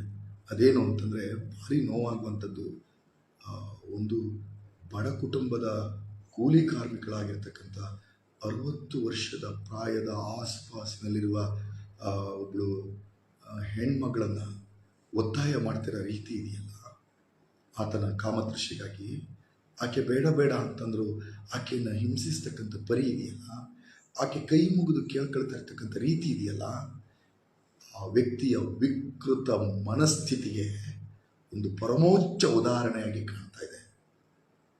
ಖಂಡಿತ ಇಡೀ BJP JDS ಮೈತ್ರಿ ಅನ್ನೋದೇ ಅನೈತಿಕವಾದದ್ದು. ಶೋಭಾ ಕರಂದ್ಲಾಜೆ ಅವರೇ, ಯಾವುದಾದ ವಿಚಾರವನ್ನು ಇಟ್ಕೊಂಡು ಪ್ರತಿಭಟನೆ ಮಾಡ್ತಿದ್ದೀರಲ್ಲ, ಹಾಸನದ ಹೆಣ್ಮಕ್ಕಳ ಮೇಲೆ ಆದ ದೌರ್ಜನ್ಯಕ್ಕೆ ಯಾವಾಗ ಪ್ರತಿಭಟನೆ, ಯಾವಾಗ ಮಾಡ್ತೀರಾ ಪ್ರತಿಭಟನೆ? ಇವತ್ತು ಮತ್ತೊಮ್ಮೆ ಕೈ ಮುಗಿದು ಕೇಳ್ಕೊತೀನಿ, ಎಲ್ಲ ಸಾಮಾಜಿಕ ಜಾಲತಾಣದಲ್ಲಿ ಇರ್ತಕ್ಕಂಥ ನನ್ನೆಲ್ಲ ಸ್ನೇಹಿತರನ್ನು ಕೇಳ್ಕೊತೀನಿ, ಆ ವಿಡಿಯೋಗಳನ್ನು ಹೆಚ್ಚು ಹಂಚ್ಕೋಬೇಡಿ. ಆ ಹೆಣ್ಮಕ್ಕಳ ಮುಖಗಳು ಗೊತ್ತಾಗ್ತಾ ಇದೆ. ಅವರ ಕುಟುಂಬ, ಅವರ ಬಂಧು ಬಳಗ, ಅವರ ಮಕ್ಕಳು, ಇವರೆಲ್ಲರೂ ಸಹಿತ ಭಾರಿ ದೊಡ್ಡದಾದಂಥ ಹಿಂಸೆಗೆ, ನೋವಿಗೆ, ಸಹಿಸಲಾಗದಂಥ ಅಪಮಾನಕ್ಕೆ ಒಳಗಾಗ್ತಾರೆ. ದಯವಿಟ್ಟು ಅದನ್ನು ಹಂಚ್ಕೊಳ್ಳೋದು ಬೇಡ. ಇವರ ಹಣೆ ಬರ ಗೊತ್ತಾಗೋಯ್ತು. ಈ ತಪ್ಪಟ್ಟಿಂಗ ದೌರ್ಜನ್ಯ ಪೀಡಿತವಾದಂಥ ಕ್ಯಾರೆಕ್ಟರ್ ಅನ್ನೋದು ಆತನ ಅಪ್ಪ ಅಮ್ಮನಿಂದ ಹಿಡಿದು ಈತನವರೆಗೂ ಸಹಿತ ಅವರ ನಡವಳಿಕೆ ಗೊತ್ತಾಗ್ತಾ ಇದೆ. ಹಾಸನದ ಜನ ಪ್ರಜ್ಞಾವಂತರು. ದೇವೇಗೌಡರು ರಾಜಕೀಯದಲ್ಲಿ ಕಷ್ಟದಲ್ಲಿ ಇದ್ದರು ಅಂದಾಗ ಅವರು ಕೈ ಹಿಡಿದವರು ಹಾಸನದ ಜನ. ಅದೇ ಹಾಸನದ ಜನ ದೇವೇಗೌಡರ ಕುಟುಂಬದವರು ಈ ಅಹಂಕಾರವನ್ನು ಮಾಡಿದ್ದಾರೆ ಅಂದ ಕೂಡಲೇ ಬಾಗೂರು ನವಿಲಲ್ಲಿ ಅಲ್ಲಿ ಹೋರಾಟಗಾರ ರೈತರ ಮೇಲೆ ಲಾಠಿ ಪೆಟ್ಟು ಕೊಟ್ಟಿರ್ತಕ್ಕಂಥ ಜನ ದೇವೇಗೌಡರಿಗೆ ಮುಂದಿನ ಚುನಾವಣೆಯಲ್ಲಿ ಪಾಠ ಕಲಿಸಿದ್ರು. ಶ್ರೇಯಸ್ ಪಟೇಲ್ ಎನ್ನುವ ಪುಟ್ಟಸ್ವಾಮಿ ಗೌಡರ ಕುಟುಂಬದ ಕುಡಿ ಚುನಾವಣೆಗೆ ನಿಂತಿದ್ದಾರೆ. ಯುವಕನಿದ್ದಾನೆ. ಮೊನ್ನೆ ವಿಧಾನಸಭೆ ಚುನಾವಣೆಯಲ್ಲಿ ರೇವಣ್ಣದವರನ್ನು ಸೋಲಿಸಿಬಿಡ್ತಾ ಇದ್ರು. ಬೇರೆ ಎಣಿಕೆ ಮತಗಳಲ್ಲಿ ಆತ ಸೋತರು ಚುನಾವಣೆಯಲ್ಲಿ. ಆತನ ಬಗ್ಗೆ, ಆತನ ತಾಯಿಯ ನಡವಳಿಕೆಯ ಬಗ್ಗೆ ಇಡೀ ಹಾಸನ ಜಿಲ್ಲೆಯ ಜನರಲ್ಲಿ ಸಹಾನುಭೂತಿ ಇದೆ. ಚಿಕ್ಕಮಗಳೂರು ವಿಧಾನಸಭೆ ಲೋಕಸಭೆ ಜಿಲ್ಲೆಯ ವ್ಯಾಪ್ತಿಯೊಳಗೆ ಬರತಕ್ಕಂಥ ಕಡೂರು ವಿಧಾನಸಭೆ ಕ್ಷೇತ್ರ 1ರಲ್ಲಿ ಶ್ರೇಯಸ್ ಪಟೇಲ್ ಅವರಿಗೆ ಸುಮಾರು 20,000ಗಳ ಅಂತರ ಸಿಕ್ಕುತ್ತೆ ಅನ್ನುವಂಥದ್ದನ್ನು ಹೇಳ್ತಾ ಇದ್ದಾರೆ. ಈತನ ಹಳವಂಡಗಳು ಚೆನ್ನಾಗಿ ಗೊತ್ತಾಗಿದೆ. ಈಗಲೂ ಹೇಳ್ತೇನೆ, ಆತನ ವಿಡಿಯೋದಲ್ಲಿ 2,000ಕ್ಕೂ ಹೆಚ್ಚು ಹೆಣ್ಮಕ್ಳು ಈತನ ಪೀಡನೆಗೆ ಒಳಗಾಗಿದ್ದಾರಂತೆ, ಈತನ ವಿಕೃತ ಮನಸ್ಥಿತಿಗೆ ಒಳಗಾಗಿದ್ದಾರಂತೆ. ಆತನಿಗೆ ಅಧಿಕಾರ ಇತ್ತು, ಹಣ ಇತ್ತು, ಯೌವನ ಇತ್ತು, ಎಲ್ಲ ಇತ್ತು. ಆದರೆ ಆ ಹೆಣ್ಮಕ್ಳೆಲ್ಲ ಬೇರೆ ಬೇರೆ ಸಂದರ್ಭದಲ್ಲಿ ಅಸಹಾಯಕತೆಗೆ ಒಳಗಾದವರಿದ್ದರು. ಕೈ ಮುಗಿದು ಕೇಳ್ಕೊತೀನಿ, ಇನ್ನು ಆ ವಿಡಿಯೋಗಳನ್ನು ಯಾರು ಹಂಚ್ಕೊಳ್ಳೋದು ಬೇಡ. ತಾಯಂದ್ರಿಗೆ ಕುಮಾರಸ್ವಾಮಿ ಗೌರವ ಕೊಡದೇ ಇದ್ದರೆ, ರೇವಣ್ಣ ಗೌರವ ಕೊಡದೇ ಇದ್ದರೆ, ಭವಾನಿಗೆ ಮನುಷ್ಯತ್ವದ ಮೇಲೆ ಪ್ರೀತಿ ಇಲ್ಲದೆ ಹೋದರೆ, ಪ್ರಜ್ವಲ್ ರೇವಣ್ಣ ಕೆಟ್ಟದಾಗಿ ನಡ್ಕೊಂಡಿದ್ರೆ ಅವರವರ ಕರ್ಮವನ್ನು ತೀರಿಸುವ ಕಾಲ ಬಂದೇ ಬರುತ್ತೆ. ಬಂದಿದೆ. ಅವಕಾಶಗಳನ್ನು ಬಳಸ್ಕೊಳ್ಳೋಣ. ಕನ್ನಡದ ಪರವಾಗಿ ಧ್ವನಿ ಎತ್ತಿದ, ಕರ್ನಾಟಕದ ಪರವಾಗಿ ಧ್ವನಿ ಎತ್ತಿದ ಆತನ ಧ್ವನಿಗೆ ಇವತ್ತು ಸುಪ್ರೀಂ ಕೋರ್ಟ್ ತನ್ನ ತೀರ್ಪಿನ ಮೂಲಕ ಹೇಳಿದೆ, ಕರ್ನಾಟಕಕ್ಕೆ ತೆರಿಗೆಯಲ್ಲಿ